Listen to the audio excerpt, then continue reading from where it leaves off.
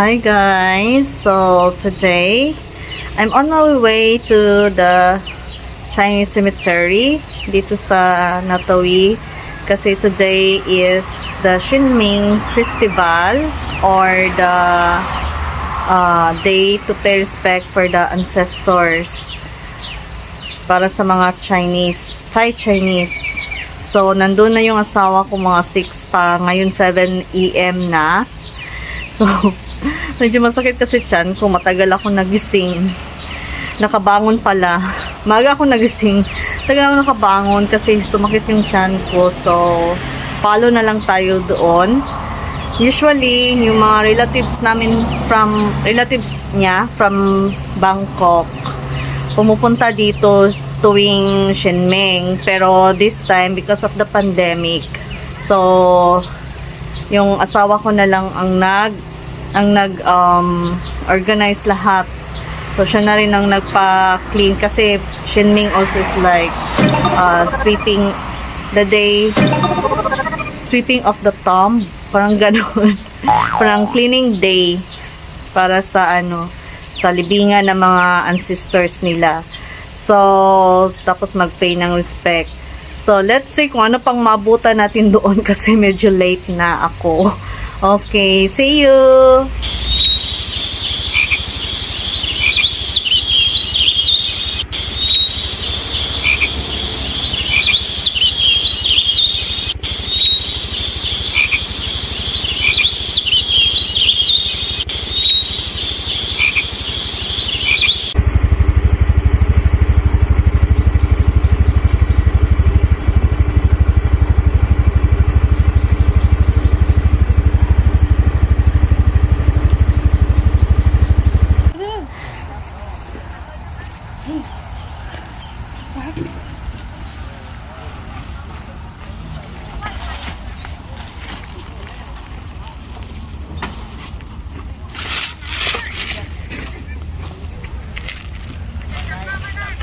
So today, sweeties, is the 5th of April and today is the Qīngmíng Festival or the grave sweeping day. So basically, the meaning of Qīngmíng is that Qing is pure or clean and Ming is brightness. The significance of this festival is remembering the ancestors. On this day, the Thai Chinese families pay respect to their ancestors by offering Chinese traditional food and fruits and also prayers, besides decorating the grave with colorful papers and flowers, and also they prepare a special kind of candles for the deceased. Buddhism believes that those who die with guilt are unable to eat in the afterlife except on the day of the Qīngmíng Festival. That's why an ample amount of food is being prepared by the family.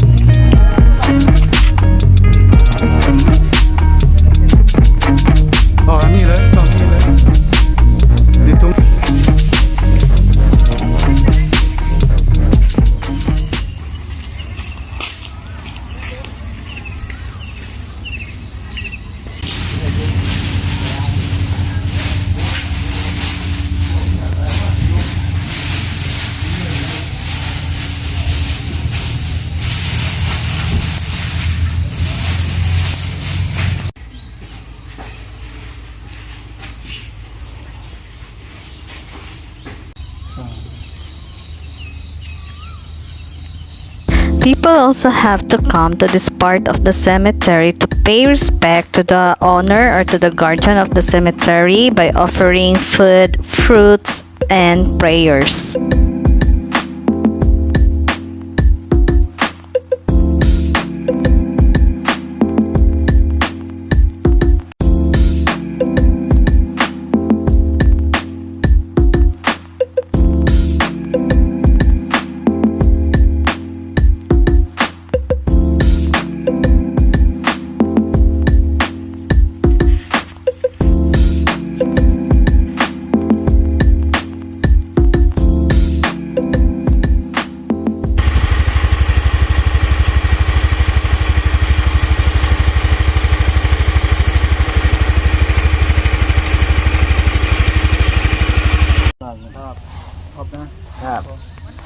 นี่อย่างนี้ฝนตกเอาโป้ยวายนี่เหยื่อมันวายเนี่ยโกนไหนเตี้ยงเลยกันนี้อย่างเล่งลุยจ้าทำเหมือนช่วยน้ำมาอยู่ข้างหน้า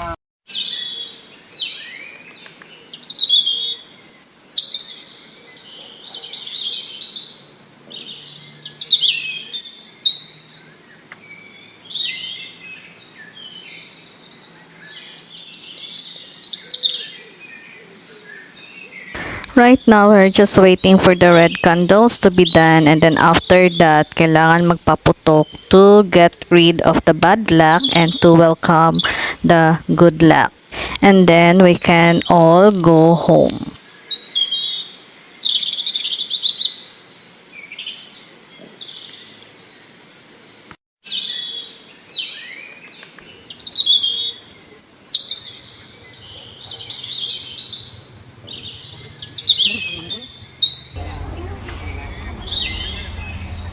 Ay, nako. Hindi ko masyadong naintindihan yung mga pinagagawa, pero of course, kailangan tumulong, di ba?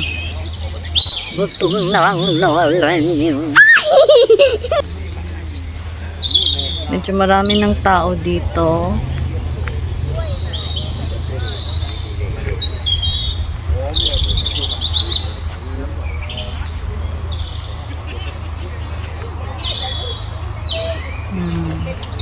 So, ito daw yung first na body na nilibing dito, mga sweeties. Kaya yung mga tao nag-o-offer din sila dito. Yan.